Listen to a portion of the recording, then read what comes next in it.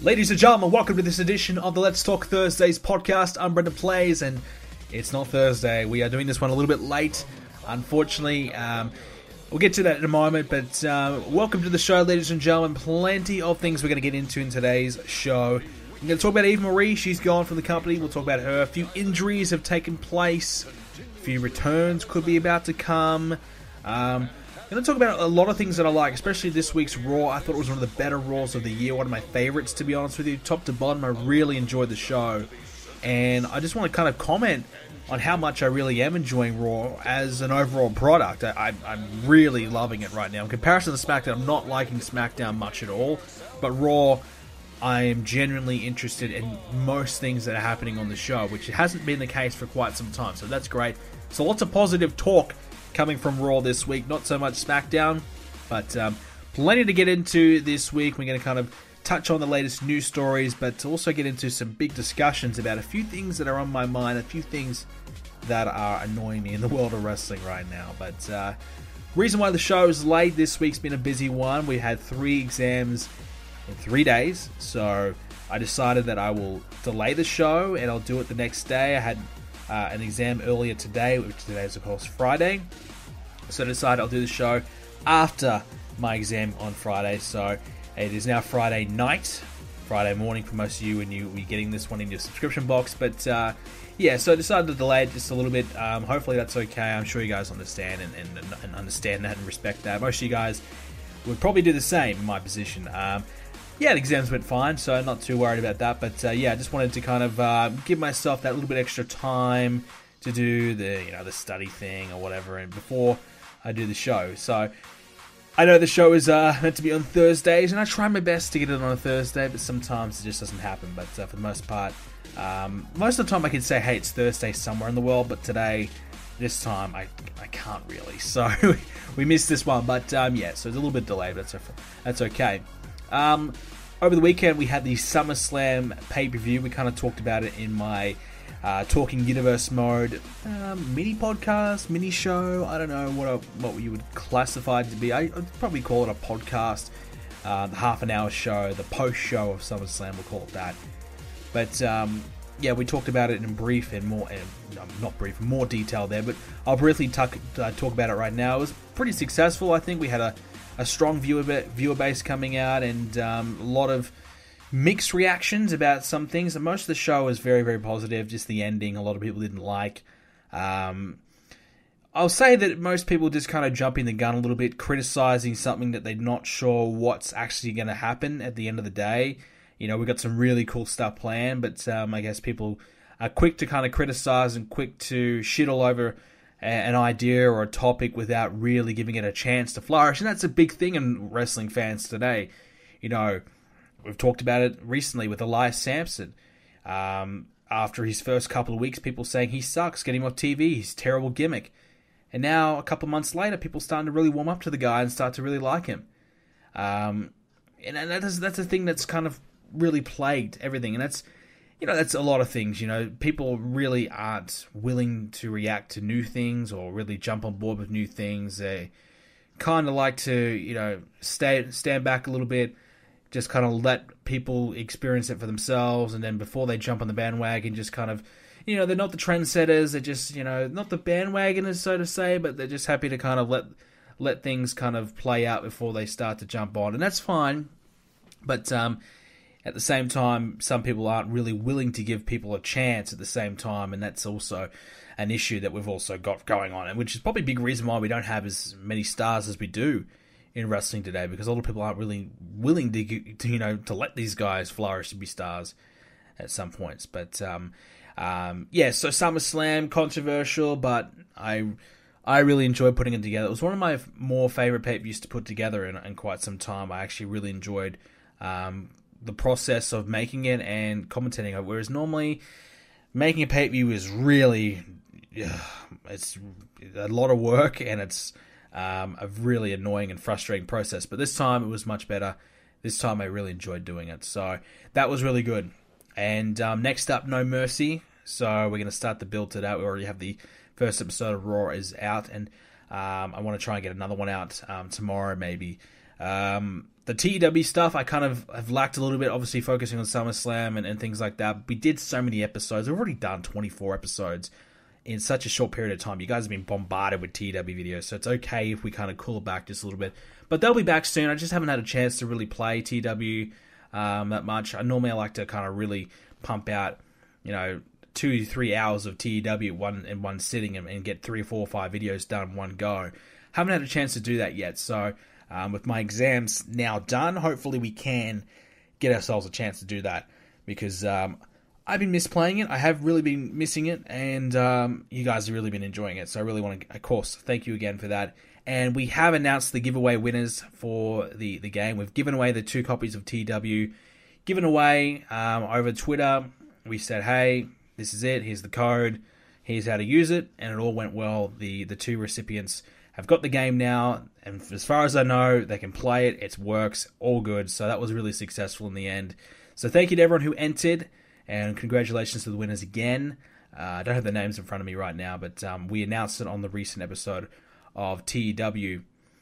And we still have the forums giveaway. We haven't quite wrapped that one up yet, but that should be announced, the winner there, over the weekend on the forums. Of course, BrendenPlayz.com/forums. If you haven't joined, what are you waiting for? Get on there and join the fun right now.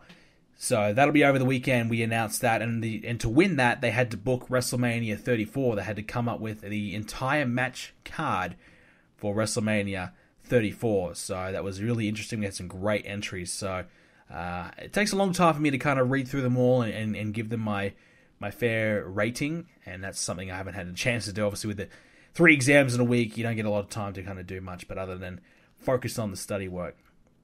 But other than that, not a lot of other news and updates. There's going to be more WWE 2K18, I was about to say 17, 2K18 screenshots coming out today, and I think some gameplay as well.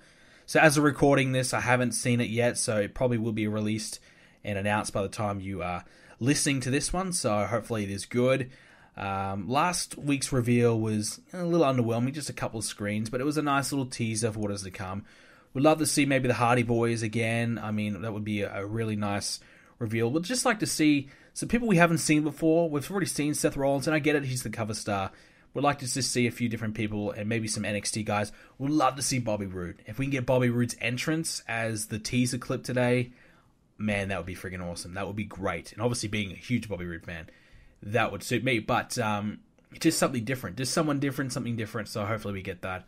And I'll make a video about that on the channel as well. And we'll talk about it there. But yeah, so let's get into the news topics for this week. First up was probably the major one of the week.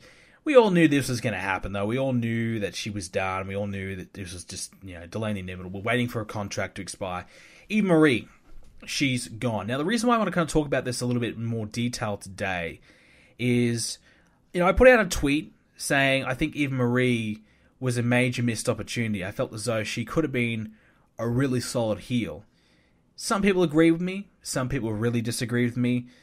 It seems like the consensus is, oh, she sucks. She's terrible. Get rid of her. I'm glad she's gone. Or it's like, okay, she was super hot. Eva Marie was in my opinion, one of the hottest women that the WWE has hired and had on their roster for quite some time. Especially right now in this era. Don't get me wrong, there's a lot of beautiful women on the roster, but Eva Marie was just kind of a step above. She was like a supermodel type woman, and her presence just kind of, just looking at her, she just had that presence, and just, you looked at her and she looked like a star. She just had that look about her that set her apart from the rest. So right away, she would, grab attention from just how she looks. So you've already kind of got the viewers in. Obviously, the problem was her ring work wasn't great, and, a lot of people kind of shitted on her for that. And, I'm going to defend her in a moment's time. You might be thinking, well, I'm crazy, but here's the thing. Look, Eva Marie, she was in the company for 4 years. She started out as someone who's never wrestled before, just a model coming in and trying to learn. Really, she didn't, from what I would understand, she really didn't wrestle much at all. Didn't train at all, really, in her first couple of years. It wasn't until she went down to NXT and kind of learned how to wrestle, thanks to Brian Kendrick, and actually started to get better and actually started to become somewhat okay in the ring. because her first, few matches are awful, terrible. But, she became to a point where you could probably give her a D- rating. That's not, it's not great, but, at least she could get in the ring and do a few things and, not stink the joint up too much. She was limited, but you could get something out of her in the end. Whereas when she first came in, she was the absolute drizzling shits. But she looked good. So that's the thing. We've had a lot of women over the years who can't wrestle, who look fantastic. And they're there specifically for that eye candy role. And I always believed that Eva Marie should never have been an in-ring talent to begin with. And we're going to bring this back to Lana in a moment's time. I believe Lana should not have ever been an in-ring talent either. Because they're not wrestlers. But they had that look about them. They had that, that ability to draw an attention just by the way they look.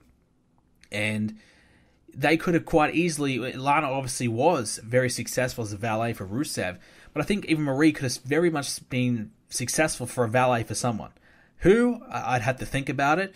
But I think she could have came out... Any top heel having her by his side, I think could have been successful. Didn't have to talk on the mic. Didn't have to do much. Just get herself involved. Look like Maurice. Maurice is perfect for The Miz. She's super hot. She's, she can talk a little bit, obviously, with the accent. She's not the best promo cutter in the world, but you don't need her. She can just stand there and just makes the male star look like $1 million. He's got, he looks great in a suit like The Miz. He looks great in a suit, has a beautiful woman next to him. He looks like $1 million. He has that gimmick down packed that people believe that this guy looks like a star.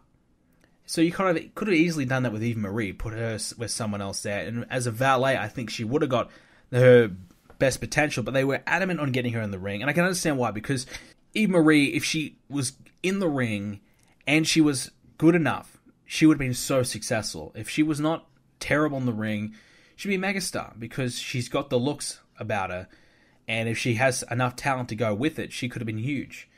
But she didn't quite have the talent in ring to go with it. But here's my major concern, my major issue. I think Eva Marie was probably better than Lana. If not very close. They're very similar in skill. I probably would say Eva Marie right now is probably better than Lana. But Eva Marie has all the negative attention about her. Everyone hates her because she couldn't wrestle. Everyone, shits all over her, boos her out of the building. X-Pac heat, they always say. Hates her guts. No one has anything ever nice to say about her. But whereas Lana gets a pass. Lana can't wrestle. And, she's been wrestling, for a short period of time. She's been training for like a year.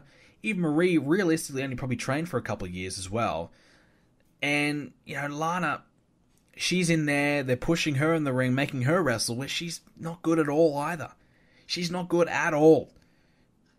She looks lost out there. She looks like she does not belong in comparison to Charlotte or anyone else there. Like, she's so unbelievable right now where it's a joke that she's in the ring. You just can't even believe that she can get someone to the ground, let alone win. So, it's so unbelievable that she's even in the ring right now. And her character, you just cannot believe that she can win. You can say, yeah, that's her character, but it's because the fans have the perception that she's no good. And she's not good at all. But yet, she still gets a nice reaction. People still don't shit all over her. And people still aren't criticizing and booing her out of the building because she can't wrestle. But so where's the standards here? It is double standards. It's hypocrisy from wrestling fans that we give Lana a pass, but we have Eva Marie, who is the exact same person, but Lana's basically taken over her gimmick in a way. But we give Lana a pass, but we criticize Eva Marie. So that's where it frustrates me as a viewer. I'm not going to say I was the biggest Eva Marie fan. I just think, she had potential as a heel, obviously with that hatred towards her. If she had got a little bit better and was able to actually get in the ring and didn't have these aspirations to go elsewhere, she could have been okay. I guess people maybe give Lana a pass because she actively wants to be in the ring and actually wants to try and wants to be involved in wrestling. But you got to remember, Lana comes from an acting background and a dance background. So I'm sure if Lana gets a movie role, she'll split too and she'll go and take that. So it's very possible that Lana could be here for a short period of time and she could go as well. So I guess what I'm trying to say is that We give Lana a pass, but Eva Marie not. And they're very similar situations. And you probably think, well, hey, Eva Marie hates the business. Eva Marie sucks. What about Stacy Keibler, Tori Wilson, Dawn Marie? These women could not wrestle at all, but yet people still liked them. People still liked them. They were simply eye candy out there. Simply, Stacy Keibler, would just bend over and, show herself off in front of everyone. That was her sole purpose. She couldn't wrestle. She could do a couple moves. That was about it. Very, very limited. Eva Marie could do more. So, we give her a pass back in the day, but is it now a new generation, a new era where we expect women to be able to wrestle? Yeah, absolutely. But still, it's not like this is the first person in the world of wrestling that has left wrestling as soon as they can when they've gotten a Hollywood role. They've tried to leave wrestling. They've used wrestling as a platform to elevate their careers. It's not the first time, and it will not be the last. So, I've never really understood all the hate for Eva Marie. Never really understood it. I get it. She was exposed on television when in the ring when she never should have been in that position. And I blame that to the company. I blame the WWE for putting her in that position when she was clearly not ready. So, and obviously Total Divas doesn't help. Her personality being exposed on that show and everyone getting a chance to kind of get to know her and see what she's really like. And, I don't know, man. I don't know, man.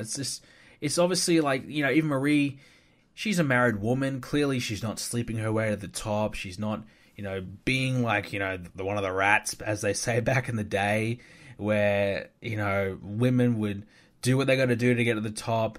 As soon as they get a name, they're out because they don't care for wrestling. Yeah, she doesn't probably care for wrestling. She uses it as a platform, but I guess at least she was more respectful about it. And personally, I think they could have done something with her before she got suspended. That whole, she's not here, she's not going to wrestle thing. She's got an excuse. That could have been good. And when she finally does wrestle and she gets beaten, it would have been a good moment for the babyface. But it just didn't happen. So look, I spent enough time on this, but I just want to say, the standards. We give Eva Marie a pass, but why do we give Lana a pass? So that's all I'm trying to say here. Got to take a look at it. Is Lana any better than Eva Marie? Not really. So, like I said, I'm not an Eva Marie fan or anything like that. I don't really care that she's gone. It hasn't crossed my mind at all. But I look at Lana and I look at Eva Marie and I see a lot of similarities, and I just kind of go, well, why do we cheer one and why do we boo the other? So, few injury news this week. Darren Young has been cleared from, I think, an elbow surgery, so he looks as though he'll be coming back. To be honest, Darren Young, I think, should be released. He's got nothing. This whole Make Darren Young Great Again gimmick was an absolute colossal failure. There's been nothing since the Primetime Players, and even then that tag team was okay at best. They were good for a while, but they kind of fell off. They couldn't do that again. I mean, they could put Darren in the Titus brand, but Titus, I was going to talk about this later, but I really am liking the Titus brand. I'm starting to really warm up to it. When they were heels, it just wasn't working, but now that they're a babyface team, they've got such an odd mix there with, Cesaro in there. It's such an odd couple. They're thinking about maybe adding Dana Brooke there. It could be a nice little thing. It's just a little comedy stable, but with a little bit of legitimacy behind it as well, with Cesaro and maybe Apollo Crews doing something. So it's something for them to do, and Titus O'Neil is now 40, I believe, so he's quite old now. Him probably transitioning out of the ring is not a bad idea. Not the best talker in the world. He's charismatic, but he's, he mumbles his words a lot on the mic. He's, not bad, but not the best talker.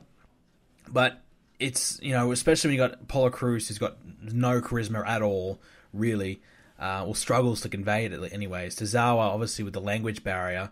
Dana Brooke's got nothing either. At least Titus O'Neil, someone that the crowd kind of like and, can draw attention or reaction out of them maybe. So it's not a bad idea to kind of pair them all together. And the other piece of news is Paige. Looks as though she'll be back from neck injury relatively soon, maybe a couple months. So starting to kind of get a bit of a timeline on when we can expect to see her back. Now the question is, will she even come back? Will the WWE allow her to come back after all the mess that she's had? Look, to be honest, I think her coming back to wrestle probably is a major bonus and positive thing for her. I think her coming back on the road, if possible, getting away from Del Rio and kind of working and focusing on wrestling and her career again, it's probably not a bad idea. So if the WWE can get her back on the road and get her working again, I think it's not a bad idea. And look, at the moment, she's so far behind now the rest of the women. She's been gone for such a long time. It's been, oh man, it's been at least a year and a half, hasn't it? It feels like it's a long, long time since I've seen Paige wrestle. So she's been overshadowed now. Sasha, Charlotte, Becky, all above her. Naomi's even above her. Natalya, Nia Jax. There's so many women above her now. So Paige, I think if she came back, would be a good reaction. I think people would be generally happy to see her back. But she'd have to prove herself. I don't think she'd come back and get the belt. She'd have to certainly prove herself and show that she can hang again with the rest. And I don't know if she can. I don't know if she can, because she was champion at a time when the women's thing was just starting to happen. A lot of the Diva era was just about to end, and the new, the next generation of women were just starting to come in, and Paige was just a little bit ahead of them. Same with Emma. So she was just a little bit ahead of them and got that spot, got that opportunity, and made the most of it. She was great, yeah. But obviously now all the other women have come through. So many new women have come through and replaced her. So she's still very young. So she's got obviously opportunity to kind of revive her career. But she's gonna have to certainly do a lot of work. All right, we're getting into Monday Night Raw this week, and like I said earlier on, I really enjoyed the show. Some people say it was a bit of a average Raw, but I really liked it. I thought the crowd was great. Just nice to get a reaction on a show. It's just nice to hear some noise when someone comes out to the ring. The reason why I'm liking Raw so much is I look at this World Heavyweight Championship division. I know I've been talking about it for weeks now, but I just look at the top four in this World Championship division on Raw. Strowman, Joe, Reigns, and Lesnar. I just go, wow, this is just so great. Perhaps the best four we have seen all gunning for a championship in quite some time. I mean, to me, they've all got legitimacy, all got size, all have a presence. I love it. I absolutely love it. This is great. And this is something that's been missing. Legitimate world champions, legitimate main event heavyweight champions, in the one mix, because Joe is a heavyweight, Lesnar, Roman, and Strowman are all heavyweights. They're all big guys and all look the part, and you can all believe that they could be the champion. They all believe and expect them to perhaps be world champion at some point. It's credible, it's interesting, and it's different, and it's just great. Honestly, it's great that we got so many nice matchups we can do. We've already seen Reigns and Strowman so many times, but they killed it again this week with the last man standing match. They had another great match. Reigns and Joe's a great combination. I'd like to see Joe and Strowman get in there a little bit more and interact. I'd love to see Lesnar and Strowman. I want to see what's going to go on there. So these combinations that we haven't quite still explored, they're still there. There's still so much value there, and there's still so much money there. It's something that we've been missing so much in wrestling. And with the last number of years, we've gone to, I'm not against this, but for me personally, I prefer the larger-than-life characters. I prefer, someone like a Roman Reigns who looks like a star, has the size of a star, and, like Brock Lesnar, for example, you look at him and go, wow, this guy's, wow. But you don't get that same feeling when you look at, Dean Ambrose, and you don't go, wow, this guy looks like he looks like a star. He just looks like a guy who works out for a bit. Kevin Owens, you don't look at that. But, I'm not against that at all, but it's a nice, change. It kind of a bit of a throwback in a way to see four guys who are all legitimate heavyweights in there, mixing it up, and all deserve to be champion. And that's something that's been, lacking as well. There's always been one or two in a fatal four-way you go, nah, he's not going to win. No chance. But you look at this fatal four-way and go, well, geez, they could give it to Roman because they love Roman. Keep it on Lesnar because, they don't want him to lose. He's not going to actually go to UFC. Keep it on Lesnar because, Lesnar's going to win. Strowman, though, deserves a championship. Joe's having such a great couple of months. He's on so much momentum. They could give it to them. So many directions that they could take, and I love it. It just adds that intrigue, and every time they interact, I love it. And I would have liked to have seen Lesnar at some point after that, last man standing or some point at that triple threat, come out there and lay them out. Come out there and fight. Come out there and mix it up. Yeah, it was great that he took down the Miz Taraj. That's great, but it'd be great if Lesnar came out there and went face-to-face with Strowman and started fighting him, Reigns and Joe. Just went out there and, said, I don't care, I'm Brock Lesnar, I'm going to come out and fight. Would love to see that, and I think that would be a great moment. Maybe they're saving that till the go-home show, maybe. But I would like to see Lesnar used in more of that capacity. It was really good what he did with the Miz Taraj, because I think it was last week he just came out and just stood there and did nothing. I hate that. I love it when he comes out and gets physical and throws a few German suplexes and does a couple F5s. It just makes him look so great. And he does that in a way and gets a reaction in a way that no one else can really get. And it's just so awesome. So I'd love to see more of that from him. Obviously, you don't want to do it every week because it'd be overkill, but just a little bit more. And like I said, more interaction with the other three guys in the match. But another little rant of mine that I want to get into, and I'm probably going to spend too much time on this that I shouldn't, but wrestlers not looking at the camera during their promos. I'm tired of it. I'm sick of it. I want to change. This is now a pet peeve of mine. And you might be thinking, well, who cares? But to me, it just looks silly. If I'm a casual fan or someone who doesn't watch wrestling, and I'm seeing Braun Strowman, this big guy, and he's just staring off into the distance like an idiot. Just staring off and cutting a promo and looking at nobody. Who the hell's he looking at? He's just staring off the distance. I'm going to beat Roman Reigns tonight. Well, who are you talking to? You're talking to the audience. You're talking to the people watching on TV. I mean, they did it for years in not just the Attitude Era, but every era. It hasn't been until the last couple of years. All of a sudden, we now don't look at the camera. And it's just so stupid. Every wrestler can't look at the camera when quite clearly they're cutting a promo to us. It looks... They're trying to portray it like they're talking to Renee and the crowd isn't there, but again, that's the biggest mistake. The crowd is there to interact. The crowd wants to cheer, the crowd wants to get involved, and they're taking that away from them. They're saying, okay, we don't want you to react here. We don't want our wrestlers to be talking to you or addressing you. We want it to be talking to Renee Young. But they should be, Strowman says, tonight I'm going to kick Roman Reigns' ass.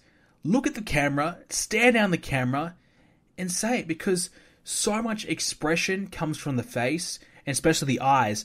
Someone like Braun Strowman with those eyes staring at the camera and saying, I'm going to kick your ass, that message gets delivered so much better in comparison to him staring off in the distance, looking at, a producer in the background or a guy at catering. I mean, who knows what he's looking at?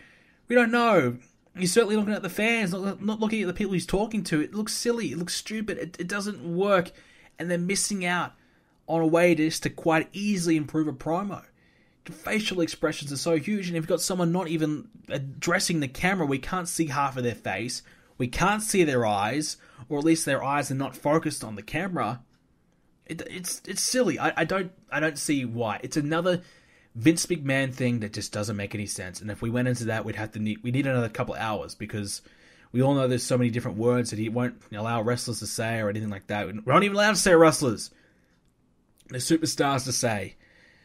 Oh my god, I just don't understand this one. Some things I get, whatever, but this one I just don't get, because they're just limiting themselves.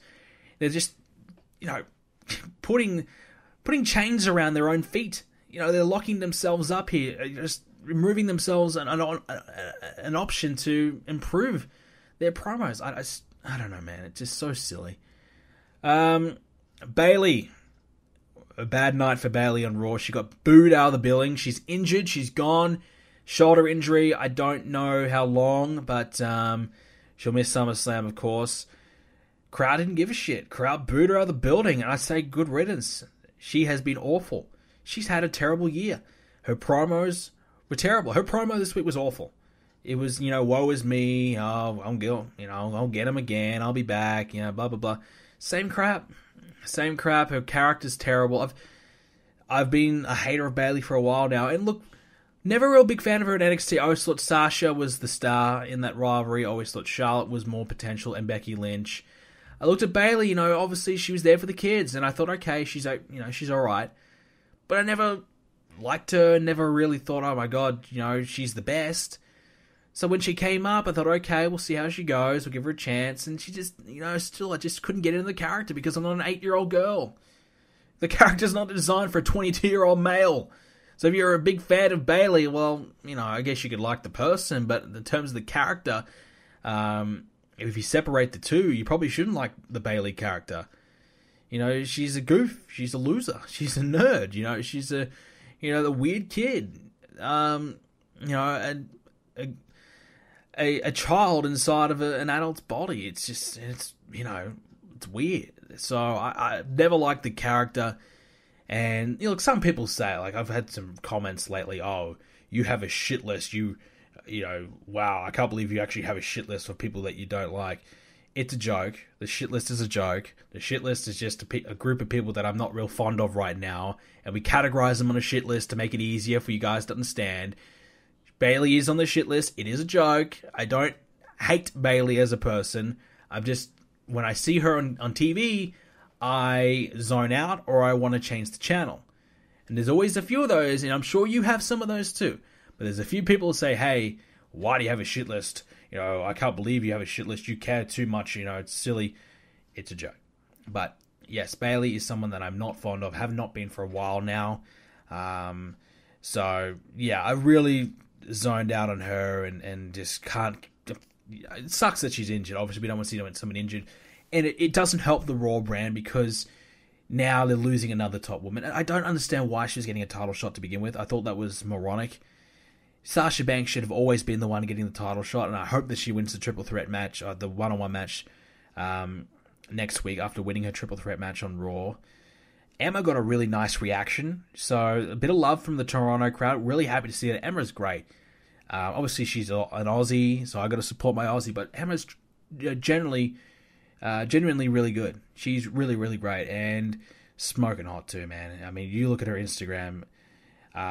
They went with the whole, how good looking she is gimmick. Yeah, she could have definitely pulled that off. She's generally a very good looking woman and actually can wrestle really well. So, and not the worst mic skills. Obviously she has the dreaded Aussie accent, and I'm sorry, but the Aussie accent's terrible. And look, I'm Aussie, I can say it, but it's terrible. That's why when I listen to Peyton Royce and Billy Kay in NXT, I just kind of cringe because our accents just sound so bad, just so bad. I just can't do it. But Emma's not bad on the mic. She can cut a decent promo, good in-ring skills. Just never give an opportunity. Just always one step forward, 5 steps back. They just never give her a chance. She gets a nice reaction this week. Will it lead to anything? I doubt it. But geez, I wish she would, because I think she could genuinely be a champion. They just got to give her a chance, honestly. She has been injury prone, to be fair. She's been injured, and I'm sure that's probably been a major reason why they've held back on her. They've tried to give her the push a few times. She's gotten injured, gone down. So I think they're kind of holding on her for a while until they know that she's a bit cleared and a bit more reliable out there. And that's fair enough. If I'm WWE, I probably would do the same. Jason Jordan also got a bad reaction, another boo. Look, it's got to happen. He has to turn heel at some point, because this smiley babyface thing it was never going to work, and I think they probably know it. I think they're just kind of waiting and just letting the crowd slowly get angry and slowly start to turn on Jason Jordan, and then Jason Jordan himself will turn and go from there and snap. But it is still too early to turn him. But look, like I've been saying, give the guy a chance. I don't think he's bad. I don't think he's I wouldn't give him the belt or anything like that anytime soon. Apparently they're holding off in the Miz feud, which is fair enough. But I wouldn't, I'm not hating on him or anything like that. But certainly right now, he's not ready for this big opportunity. And that's the thing. You can't expect him to be ready. He's a tag team guy. Now he's on his own. He's got to learn how to get over by his own. Was not successful in NXT as a solo. He hasn't had any success as a solo act. And now we're giving a big spotlight and more attention. He's not ready for it. So there's no surprise that he's not getting over. There's no surprise that it's not working. And plus, I don't think his character could get over. So, yeah. Another injury as well. Scott Dawson's gone down, so the Revival will be out of that triple threat match, it seems, at SummerSlam, which is a shame. I thought that match would have been really fun. That's not going to happen. Will it just be the Club versus the Hardys? Possibly. Matt and Jeff Hardy. I think Jeff Hardy had issues with his getting overseas to Canada, so he wasn't on the show because of that. But he'll be there next week, and we'll kind of get a bit of an update and a bit of direction of where they're going to go with that. Enzo Amore still kind of teaming up with the Big Show. They're probably about ready to wrap this feud up with Big Cass. And the Big Show ended at SummerSlam. Do that there. Big Cass probably wins and they move on. What do you do with Enzo? The big question is, you take him to 205 Live, send him down to NXT like the rumors have been saying, or do you keep him on Raw? Look, I think any of the options are probably good. Look, I don't mind the team with Big Show and Enzo, but it is basically the same thing that he was doing before, except it's Big Show instead of Big Cass. It's the same thing. But I don't mind that little, friendship they got going on. I don't personally mind it at all. You send it to 205 Live. Yes, 205 Live is a death sentence, but it shouldn't be. It's a death sentence because they've got no interest there. This is why probably Enzo and Chad Gable, and dare I say it, maybe even a Finn Balor, goes to 205 Live and generates interest. They've got wrestlers that people have seen on TV and genuinely like. Because here's the thing. Everyone in 205 Live, for the most part, except for maybe Kendrick and Neville, have been guys that they've just brought in. They've brought in and thrown them straight on there. I think the big reason why Neville has been so successful is because he's had 2 years on TV beforehand. People know who he is. People want to see him succeed. People like him. People are frustrated for him that he hasn't had the opportunities. And now they're really open and happy to see him getting that spot. Chad Gable, I think, is someone that people really want to see, but there just isn't a spot for him right now on SmackDown. If he came over and had a feud with Neville, I think that would actually be great. Finn Balor, yes, that's more of a risk, and you probably don't need to do that. If you really wanted to amp up 205 Live, that's what you would do. But you'd also bring him in for a feud. He doesn't have to be stuck in that division only. He could say, Neville, hey, I'm under 205. Let's have a match, you and me. You say how great you are. Well, let's prove it. Why doesn't someone who can qualify just come in and have a match? Why do they have to be stuck on the 205 Live brand? So that's the thing. If they wanted to have a big match, that's right on the table. Don't worry about having Finn Balor locked in. That's the thing. Back in the day, if you're a cruiserweight, yes, a lot of the time you just fought cruiserweight guys. But look at Rey Mysterio. He could go in and out. He could transition in and out. He didn't have to be locked into the cruiserweight division. He could fight the other wrestlers. Once he has a cruiserweight feud, move on to something else. Why don't they do that with some of the other guys? That's the other thing. They have these 205 Live guys wrestling each other only, so we don't even get a chance to get to know them because we don't care. Once we see a cruiserweight match, we zone out. So if we saw Arya Daivari versus, I don't know, Big Cass, because he's on the mind. For example, we would start to see him, showcase his skills against someone else instead of the same people over and over and over. So that's we've already talked about that enough. But yeah, so there's a few guys you could put in 205 Live to improve it. And Enzo is certainly one of them. Obviously, in-ring skills he would certainly lack behind big time, but on the mic he would be entertaining and probably get a reaction out of the crowd. Sitting him down to NXT, I don't think there's any benefit there. I think he's been on the main roster long enough now. It's either you keep him or you cut him. If you send him down to NXT, what are you going to do? Repackage him? People love the Enzo character. They do. They just don't know what the hell he's going to do with him. He's just not believable as a wrestler. So there's nothing wrong with his characters. There's no need to repackage him. What do you do in NXT? He just loses his steam, loses any popularity that he has. Because you take him off TV. There's nothing you can really do unless you want to send him down to improve his wrestling skills, but you can keep him on the road to do that. Just have him work the house show circuits a little bit more and, focus on improving there, which is what everyone should be doing anyway. So, I don't think that's the idea. I think it's either 205 or keep him on Raw and probably stick him in another tag team. I mean, you could be a manager, but they're really not hot on managers anymore. They don't like that much. Very rarely will someone be that. I mean, Titus O'Neil as a manager is a good example of someone who struggled in the ring, but could play that manager role pretty good. Titus is just such a monster of a guy, though. It's hard. He kind of outshadows the guys that he's managing. That's the only issue. Enzo, though, would not. And being that little guy that, talks a lot of trash and has someone else back it up for him, like Big Cass would do, would have been fine.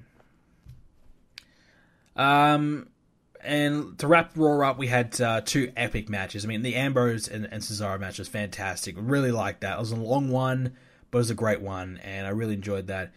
And I think that's the thing that Raw does well. They give their matches a little bit more time, and it deserves the time, and they utilize the time, and you just get a few of those extra special matches a little bit more often. Whereas SmackDown, the matches are just a little bit too short to really get much more out of it. And like I said earlier on, Strowman and Reigns is fantastic as well. SmackDown, not much really to say. Dillinger and Zayn, great reactions they got being in the Canada region. So, look, I like to think Ty Dillinger is going to get something out of that. I doubt it. But, he's still someone who I believe has so much potential. They're just not utilizing him at all. Randy Orton beat Jinder Mahal clean. Very strange decision to beat Jinder clean just before SummerSlam. I put it down to this. It could be a sign that Jinder's going to lose at SummerSlam, and they're giving Randy his win back just to kind of restore any credibility that he may have lost after losing to Jinder so many times. You give Randy his big win back, doesn't win the belt, but you kind of restore him a little bit and go, okay, yep, without all the interference, without all the crap, Randy can beat Jinder fair and square. And I think personally, it'd be nearly unbelievable to think that Jinder could beat Randy clean. I couldn't see that. So it was probably a good call. If Jinder is going to lose at SummerSlam, if Jinder beats Nakamura at SummerSlam by hook or by crook, then that's a ridiculous decision. Just have the Singh brothers come out and screw Randy again and just go on. Or don't even have the match at all. I don't even know why they had the match to begin with. So Randy wins and they go off the air. So no Rusev interference, which is what I thought they were going to do. Rusev interferes and helps Jinder win. I thought that was the plan there, but they didn't go for it. They just had Randy win clean. Strange call. But, look, I'm not a fan of Jinder. We talk about shit list. Jinder would definitely be on there. I'm not a fan of Jinder at all. So, Randy winning is fine by me. But that's your SmackDown and Raw talk. Yeah, as you can see, lots of Raw talk. Little to no SmackDown talk. Just not a lot that I'm really interested in right now in SmackDown. It was not a bad show this week, to be fair. Not a bad show. Setting up Baron Corbin and John Cena now. That's okay. Yeah, whatever. That's fine. But more interested in Raw right now. Really enjoying Raw, but SmackDown is just a bit okay. Last little piece of news before we get into our questions. Glow, the Netflix show Glow has been renewed for Season 2. Excellent news. Loved Glow Season 1. I think it's a fantastic show. If you haven't seen it, you must watch it. Great show for wrestling fans. Just great. Just entertaining. Presents wrestling in a nice way as well. Doesn't, disrespect the business. And it's, like I said, it's one you can get your girlfriend to watch. My girlfriend doesn't watch wrestling, but she would watch this, and she really enjoyed it. She'll watch more. She will want to watch Season 2, because, if you don't particularly like wrestling, you can still get into this show and watch this show, because at the end of the day, it's just a drama and a bit of comedy in there as well. So you can really enjoy the show, whether you're a wrestling fan or not. So if you can definitely get your girlfriend to watch this one. So check that out. But there will be a Season 2, which is great news. All right, speaking of some questions, let's get straight into them. All right, here we go. Ryan Fleming. With 2K18 being £50 for the standard edition and £80 for the deluxe edition and £130 for the collector's edition here in the UK and the equivalents in the US and Australia for you, do you think the price is an absolute joke? And if you want RVD and Batista, the price is so much better, because I certainly do. So the price of the collector's edition, is it a joke? Absolutely. I think the collector's edition is about $170 here in Australia. The typical collector's edition is probably around $150, $140. I don't personally know. It can vary. Some get up to $220. If they've got something crazy in there.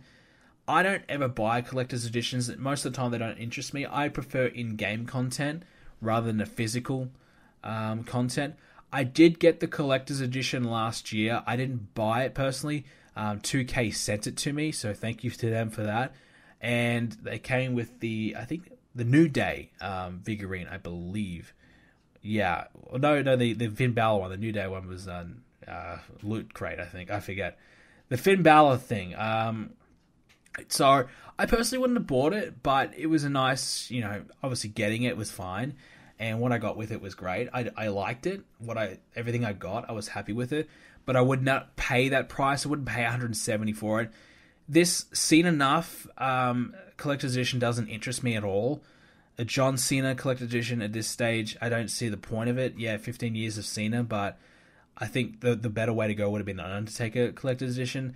So it doesn't interest me, and the price is a bit too pricey. I'd rather, yes, as you said, just get RVD and Batista with the deluxe edition. So that's probably what I would buy. And yeah, does that come with a season pass? If it does, then that's great. If not, well, crap. I forget now. John Moynihan, when do you think the next Sony console will release? Well, we're in 2017 now. The PS4 came out, I want to say 2013, end of 2013. So we've had a few years now. Generally, consoles have a pretty good lifespan. We've got probably another 2 or 3 years, I think, before they see it. It is possible that from now on we might see consoles coming out a little bit more, or seeing upgraded versions. We've obviously seen the PS4 Pro. I still think they're going to release another version of the PS4, a more upgraded version to match the Xbox.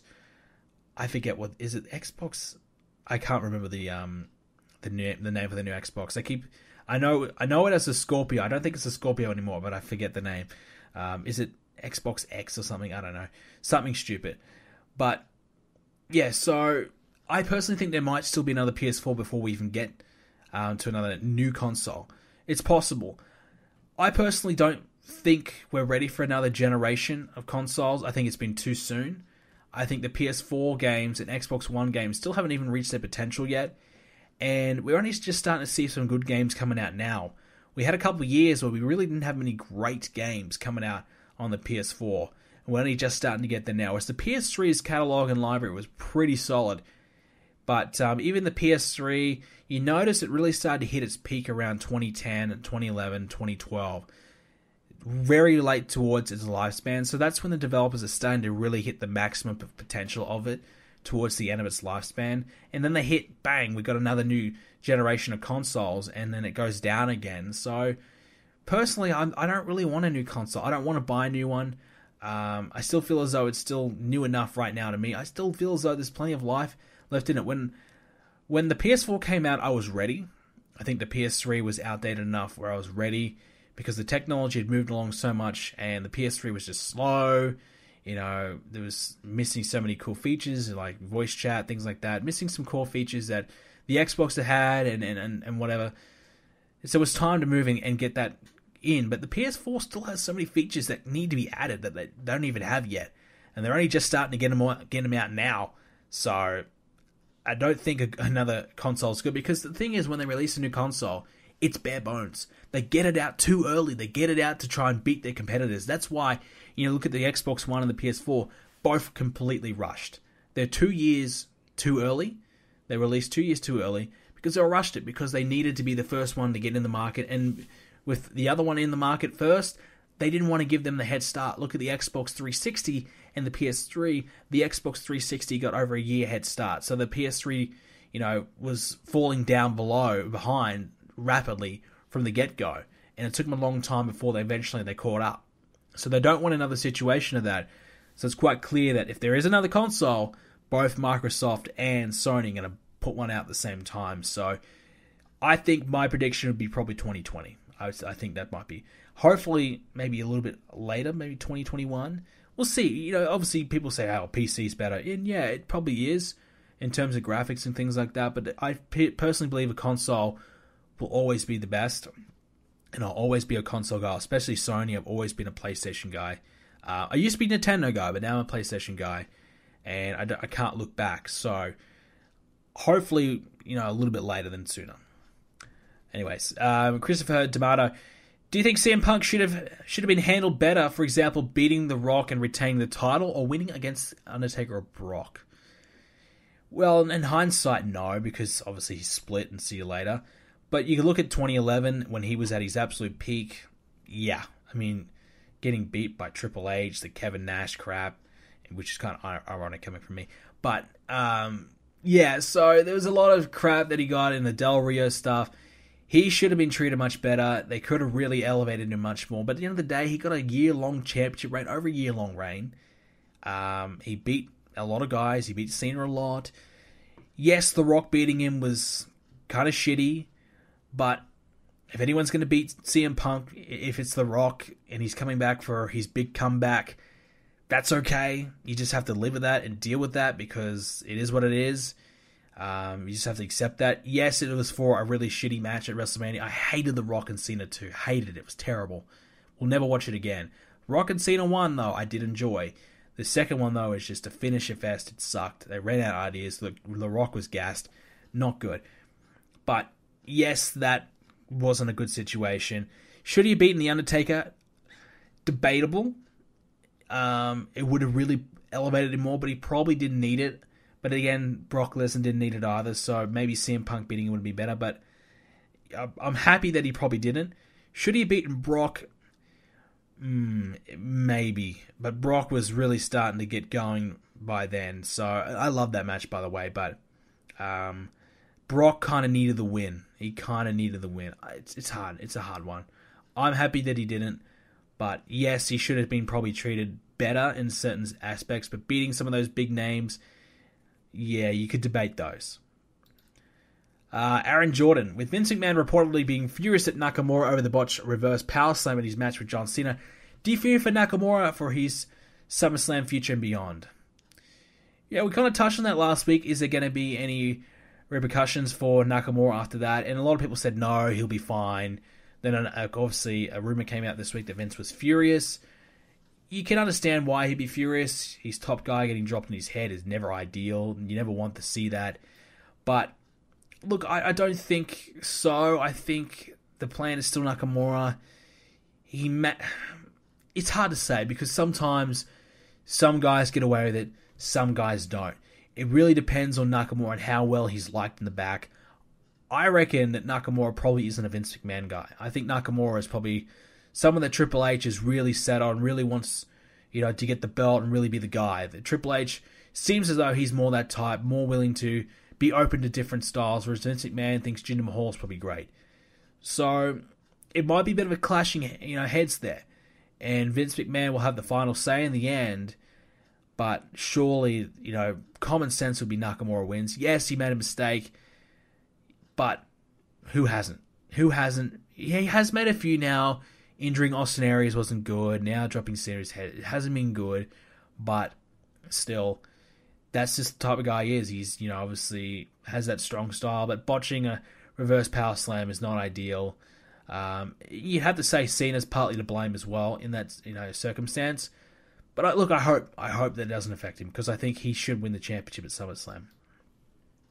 Cha-Meng Lee, what do you think will be the match of the weekend, including both SummerSlam and TakeOver? Like I said, I'm really looking forward to that Fatal 4-Way World Championship, Universal Championship match. Really looking forward to it. Bobby Roode and Drew McIntyre might be really good, though. I think that could be really good. I haven't followed NXT for a while. I haven't watched since the last TakeOver, but I'll definitely tune into that. I always watch the TakeOvers. They're always good. But the week-to-week stuff, sometimes I think just checking out the clips on YouTube is preferred. So, yeah, I might give that a miss, but I'll probably definitely watch TakeOver.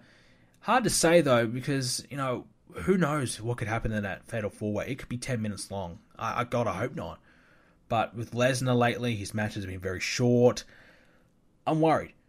I don't think Jinder and Nakamura is going to be match of the show, or Corbin and Cena. AJ and Owens, we've kind of seen it enough now where it's, even if it is a good match, I'd probably still give something else the vote if it was slightly worse, just because I haven't, seen it 8 times in the last 2 months. But there's a potential. I think the tag match, Ambrose and Rollins and Cesaro and Sheamus could be awesome as well. I think that could really steal the show. So there's a few matches that could be really great. I think overall SummerSlam is looking very strong. And TakeOver, not looking okay. It's looking okay. Cameron Fox, if Eddie Guerrero didn't die, do you think he would have wrestled for 10 more years? I don't know about 10. He was in his late 30s when he died. I certainly think another 5 years. So he died in 2005. I think he probably would have gone maybe till 2010, depending on his physical shape. injuries and things like that. Obviously, working his style over the years, physically, tolling on the body. But working another 5 years is very likely. I think that's very possible. Same with, Chris Benoit. Very likely that he could have worked another 5 more years. Possibly could have gone more. It's just kind of hard to predict. 10 years is a bit of a stretch. That's a long time, but you never know. You never know. It could have been possible, but I would say a minimum 5 more years, barring injuries and things. But you don't know. But yeah, and plus, look, Eddie Guerrero. I've been watching Eddie Guerrero and this Rey Mysterio feud on SmackDown 2005. I've been watching it as of late, and he's just so good. I mean, I've always liked Eddie Guerrero, but now watching some of his best work and really watching it closely week to week, and you just get to see how damn good this guy is, and how he has gone from being beloved to the most hated guy on the show.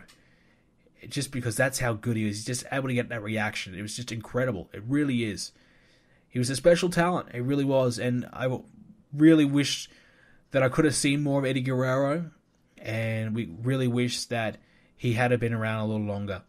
And been able to maybe interact with some of the, with the CM Punks, for example. Maybe if he can go that little bit longer, get in the ring with Daniel Bryan, for example. But, it just didn't happen. Another one from Cameron Fox. Do you think Kurt Angle should fight Jason Jordan at some point? Well, it depends how good Jason Jordan gets and how popular he gets and how over he is. If he is over as a top heel, absolutely. But if he's just a mid-card guy, nah, no point. I think people would rather see him fight a main event guy. If he's going to wrestle, give him Seth Rollins, give him Samoa Joe, give him AJ Styles, Kevin Owens, give him a top guy. And give him someone that can help him and carry him. I'm not going to say Kurt Angle can't wrestle, but he needs someone that can really help him out there to put on that extra special match, which is what we expect from him. We expect a brilliant match when he comes back. And if he gets Samoa Joe in there, that'll help him. Jason Jordan, though, not so much. Thomas Pella says he's going on a long drive tomorrow. How do you pass the time when you go on a long journey? Well, I would be doing this, listening to a podcast. That's one thing. Listening to music, obviously. Just going to pick an album and just play it from start to finish.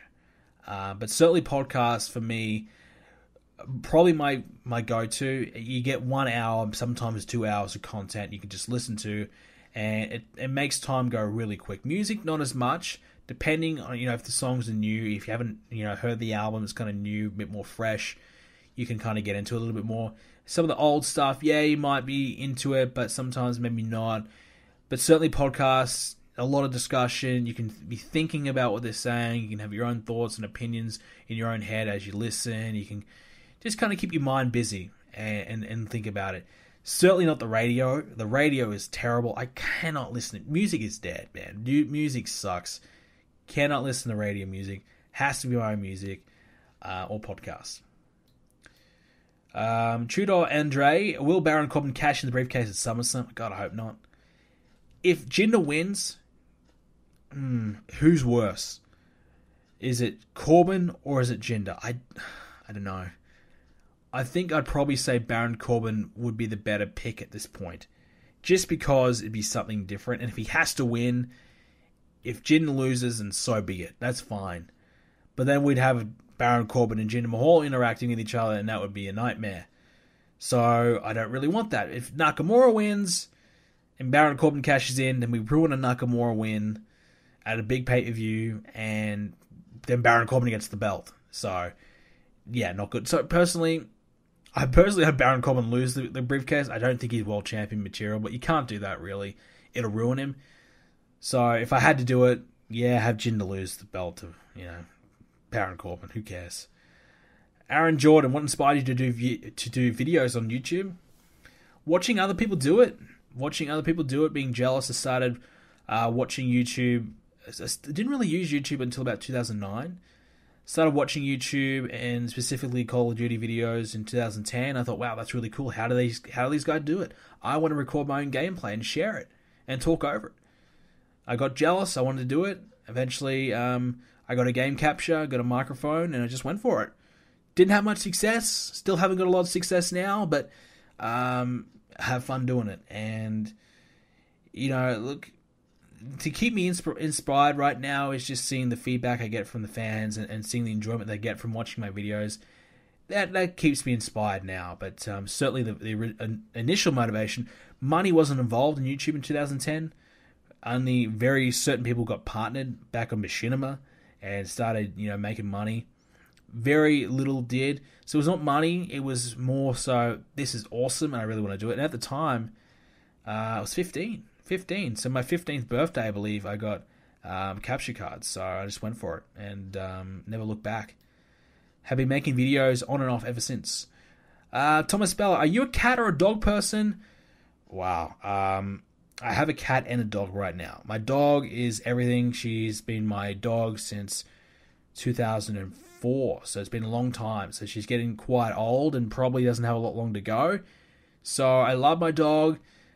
My cat I recently got a year ago, and he's been great, but I still have to say I'm a dog person. I didn't have a cat for a long time, so my love for cats kind of really dwindled, but it's starting to come back now. But always a dog because, you know, for me, I can go outside, throw the ball, and the dog will bring it back and kind of, you know, get my cricket bat and hit the ball with the bat, and my dog will bring it back and do that, or, you know, bowl the ball in the backyard and do that. It was always that real fun. The dog would always be able to interact and do something with the dog, whereas the cat will just lay there and you can pat him. The dog you can actually play with and do a little bit more, so it was always more fun to play with the dog rather than the cat. And last question is again from Thomas Pella. Who's your superstar of the year so far? For mine, it's Braun Strowman. I think Strowman's had a terrific year. His rise to the top has been excellent. Having great matches, great segments. His popularity has surged. He is now a legitimate top guy, and I think he will be a world champion within the next 12 months. I think it'd be a travesty if he's not. He is excellent. Would love to see him win at SummerSlam. But to be honest, if I had to pick, I'd probably have Samoa Joe win. I just think Samoa Joe right now is, you know, now's the time to strike on Joe, whereas Strowman's been so good for a long time now. It'd be okay if he had to wait a little longer, whereas Joe, yes, he's obviously a veteran, but it's kind of time to strike on him now. He's got that momentum. He's got that extra popularity right now. It's time to go for him. But definitely Strowman's my favorite and my most enjoyed watch for the year. But with that, ladies and gentlemen, that is all we have time for this edition of the podcast. If you want to leave a question for next week's episode, do so by leaving a comment down below. Head over to the Facebook page, facebook.com/BrendenPlayz, and leave a question there as well. You can also head over to the forums, BrendenPlayz.com/forums, and check that out there. Leave a question there if you will. And a voicemail, BrendenPlayz.com, as well as that on the website, BrendenPlayz.com. We have added the new No Mercy graphics, the new match cards for No Mercy. There's a couple up there right now. Haven't updated the championship history yet. That's something I might get to over the weekend, so keep an eye out for that as well. And yeah, that's all we have time for, ladies and gentlemen. Thank you very much for listening in for this edition of the podcast. I guess you could call it Let's Talk Fridays today. But thank you very much for listening in, ladies and gentlemen, and I'll see you next week.